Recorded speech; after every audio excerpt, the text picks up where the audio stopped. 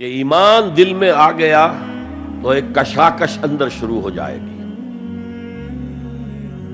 میں اگر فرائڈ کی اصطلاح استعمال کروں تو ایگو اور اڈ یا لبیڈو میں تصادم ہوگا. آپ کے نفس کی خواہش کچھ اور ہے، ایمان کہتا ہے غلط. کشاکش ہوگی کہ نہیں؟ یہ اندرونی جہاد ہے اپنے نفس کے خلاف. جیسے فرعون نے کہا تھا الیس لی ملک مصر وہذہ الانہار تجری من تحتی، کیا میں بادشاہ نہیں ہوں مصر کا؟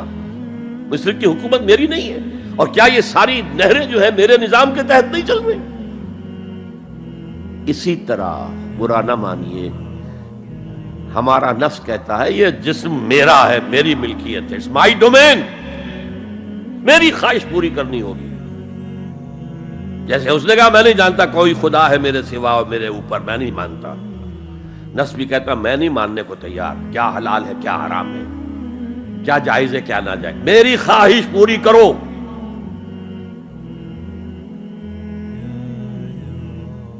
اس کے خلاف جہاد،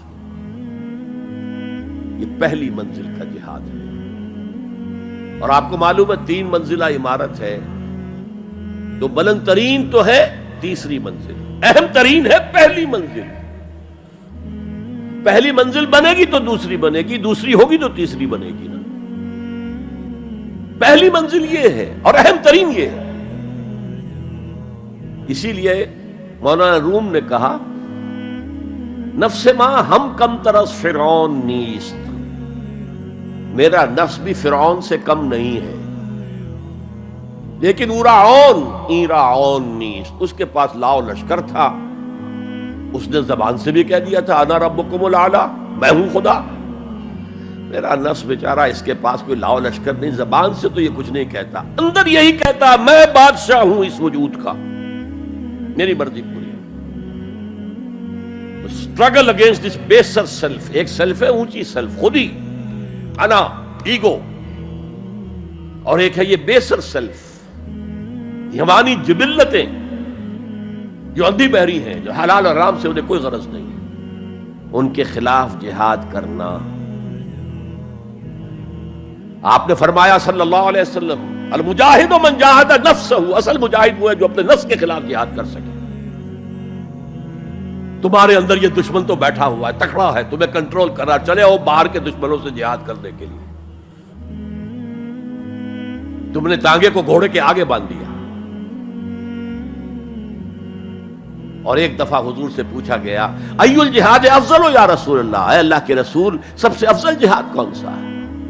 فرمایا ان تجاہد نفسک فی طاعت اللہ، اپنے نفس کے خلاف جہاد کرو، اسے اللہ کا مطیع کرو. یہ جو اندر کی کشمکش ہے، کشاکش ہے، یہ جہاد فی سبیل اللہ کا نقطہ آغاز، اللہ کا مطیع بنانا ہے نفس کو. اس کے ساتھ 2 سب لیول اور ہیں. اس نفس کو بھڑکانے والی ایک قوت ہے انویزیبل،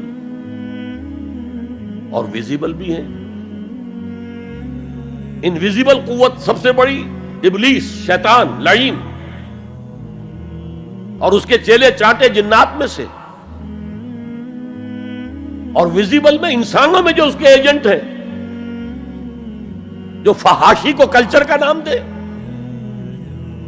یہ اس ابلیس کے چیلے ہیں. ان کے خلاف جہاد نہیں کریں گے آپ.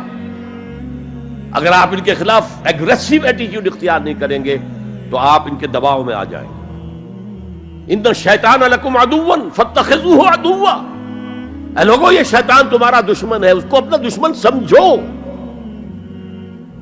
وہ تمہیں سبز باغ دکھاتا ہے، بدی کو مزین کر کے دکھاتا ہے، اچھے اچھے نام اس کے رکھ دیتا ہے، اور تمہیں آمادہ کرتا ہے بدی کے ارتکاب پر. نہیں، وہ تمہارا دشمن ہے. افتتخذونہ وذریتہ اولیاء من دونی، تم مجھے چھوڑ کر اسے اور اس کے چیلے چانٹوں کو تم اپنا دوست بناتے ہو. نہیں، شیطان کے خلاف جنگ کرو. اور تیسرا اس پر سب لیول کیا ہے؟ معاشرہ اگر بگڑا ہوا ہے، اس کا عمومی رجحان برائی کی طرف ہے، تو سوشل پریشرز آپ کو ادھر دھکیلتے ہیں۔ جیسے کہ اگر کوئی موب جا رہا ہے تو اس کے ساتھ چلنا تو بہت آسان ہے، وہ خود ہی آپ کو دھکیلتا ہوا لے جائے گا۔ اس کے خلاف چلنا بہت مشکل کام۔ ہو سکتا ہے آپ بڑی زور لگا کے 4 قدم آگے بڑھیں، پھر کوئی ریلا آئے 10 قدم پیچھے لے جائے۔ تب 2 ہی راستے ہیں، زمانہ بات و سازت تو بعد زمانہ بے ساز۔ یا تو پیسو معاملہ ہے، زمانہ تمہارے ساتھ سازگاری نہیں کرتا، چھوڑو تم زمانے کے ساتھ سازگاری اختیار کر لو، چلو تم ادھر کو ہوا ہو جدھر کی۔ ایک یہ ہے کہ نہیں، زمانہ بات و سازت تو بعد زمانہ ستیس۔ زمانہ اگر تمہارے ساتھ سازگاری نہیں کر رہا تو زمانے سے جنگ کرو، لڑو، ریزسٹ کرو۔